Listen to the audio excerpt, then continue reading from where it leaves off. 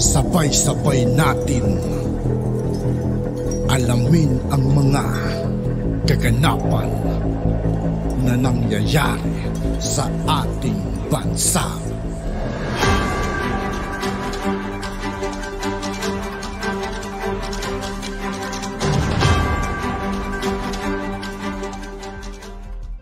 Yo, what's up mga kaibigan? This is I2K po again. Ngayon nandito ulit tayo sa channel ni Banat Kabayan TV. Dito naman ulit tayo magbibigyan ng komento at reaksyon. Kaya samahan nyo. Guys, let's go!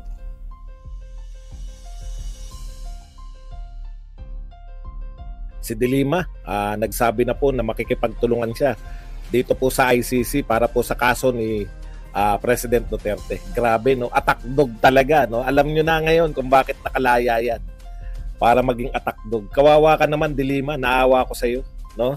Di mo ba nahalata gamit na gamit ka? Ngayon, ikaw naman gagamitin sa ICC.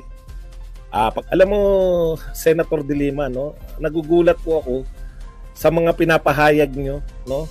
Kung totoong kayo po yung nagpahayag talaga nitong mga bagay na to na yan po yung sa ICC. Kasi narinig ko willing daw siyang makipagtulungan sa ICC. Hindi ko po alam kung kayo po ay updated po habang kayo nakakulong. Kung naiintindihan nyo pa po na may gera po sa Ukraine, gera po sa Israel. No? Sana po magpahinga kayo, maghanda po kayo sa inyong depensa. Hindi po yung paghihiganti agad.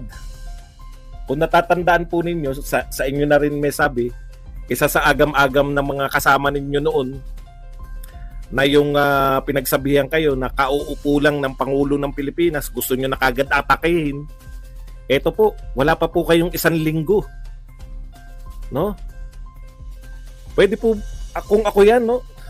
Grabe naman to talaga yung sabik na sabik ba kayong mga dilawan sa leader? Sabik na sabik kayo na makaatake kayo? Alam nyo ang kasikatan ni De Lima, 1 linggo lang po yan. No?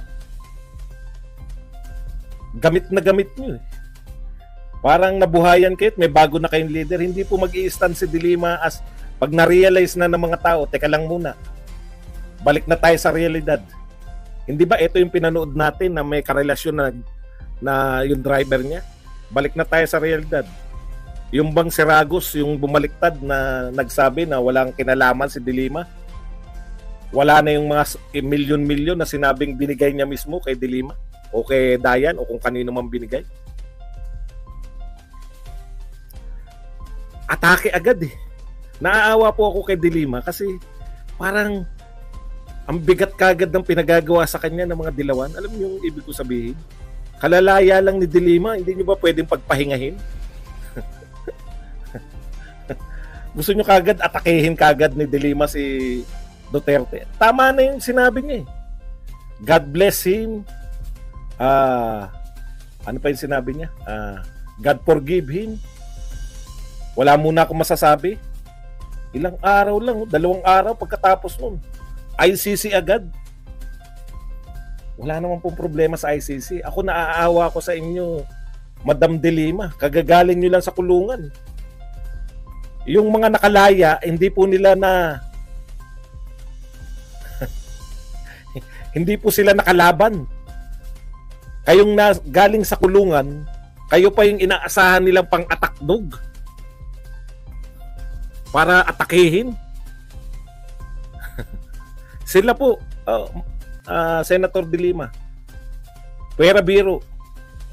Dehin bokiki po yan habang kayo nariyan. Biglang ngayon, paglabas nyo, kayo na naman ang gusto nilang isubo. Okay, real talk po natin. Si Senator De Lima, meron pong problemang mabigat ang ICC ngayon. Paano nila iimbestigahan? Yan po ang ine-expect sa kanila, no? Ako hindi po ako naniniwala na uunahin tayo na ICC. Wala pong bigat yan. Una, wala na po si Duterte sa kapangyarihan. Ikalawa, meron po tayong justice system dito.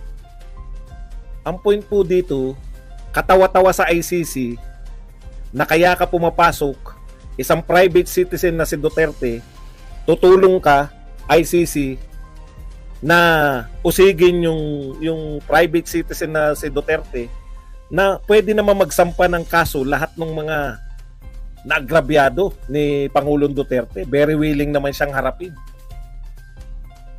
Hindi po ba?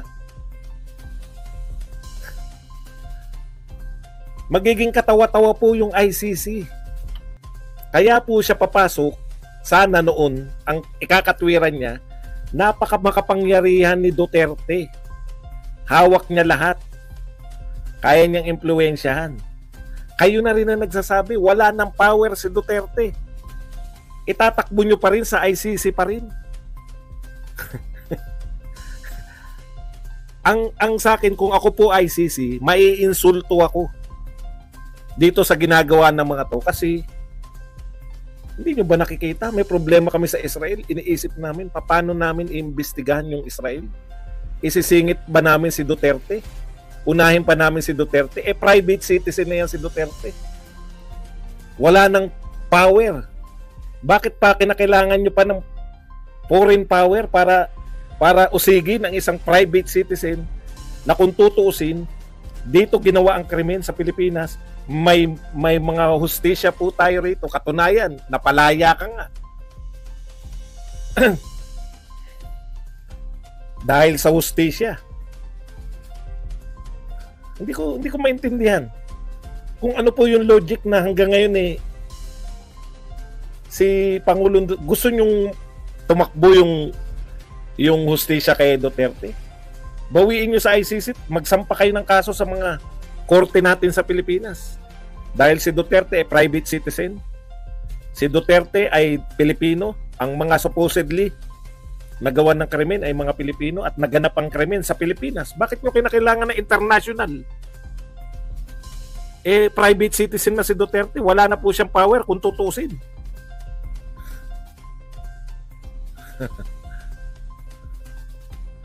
Inaabalan nyo.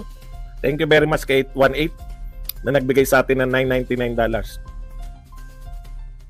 Pagtatawanan po ang ICC ng buong mundo. Bakit siya makikialam sa isang private citizen na wala ng power? Kinakailangan nyo pang papasukin. Kaya lahat nakikialam sa atin yun. Ba't takot na takot kayo? Ako takot na takot. Bakit naman ako matatakot? Pag binatikos mo ba yung mali nilang ginagawa, takot ka na? Iba po yung takot sa tinatalakay lang.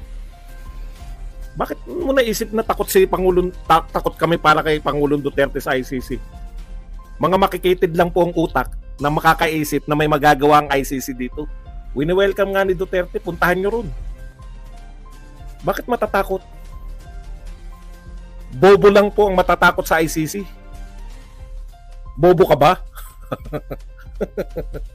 Bobo ba si Duterte? ang una mo naisip pag tinatalakay yung ICC, takot. Kaya ako tinatalakay yan. Wala akong topic. Magandang topic yan, di ba? Kinakailangan malaman yung ayaw mo ba? Baka ikaw ang natatakot na may ipapakita sa inyo. Hindi ko alam kung dilawan ka o ano ka, tambalolo. Baka ikaw ang natatakot kasi na-expose na walang jurisdiction rito ang ICC. Okay. Ngayon, pasalamat na rin, sinabi ni De Lima yan. Dahil dyan, nagsalita po ang ating Office of Solicitor General. Excuse me po. Nararamdaman ko rin, no? Pagkape ko ng kape, dilaw siya, boss. Si Amor, dilawan pala yan. Kasi kayong mga dilawan, mahihina talaga utak nyo. Akala nyo natatakot kami sa ICC. Hindi na nga member niyan eh. Sinasabi ko sa iyo, nilalatag ko sa iyo. Alam ko naman kung bakit ka rin narito kahit dilawan ka eh. May natututunan ka rito para matuto ka. Pag hindi ka na member, wala na silang jurisdiction. Ikalawa, ang tawag dyan kaya international. Inter means at least 2 bansa ang involved. International. Etong kaso natin, national lang. Local lang. Pilipinas, Pilipino, Pilipino biktima, Pilipino yung supposedly. Yun po yun. Okay.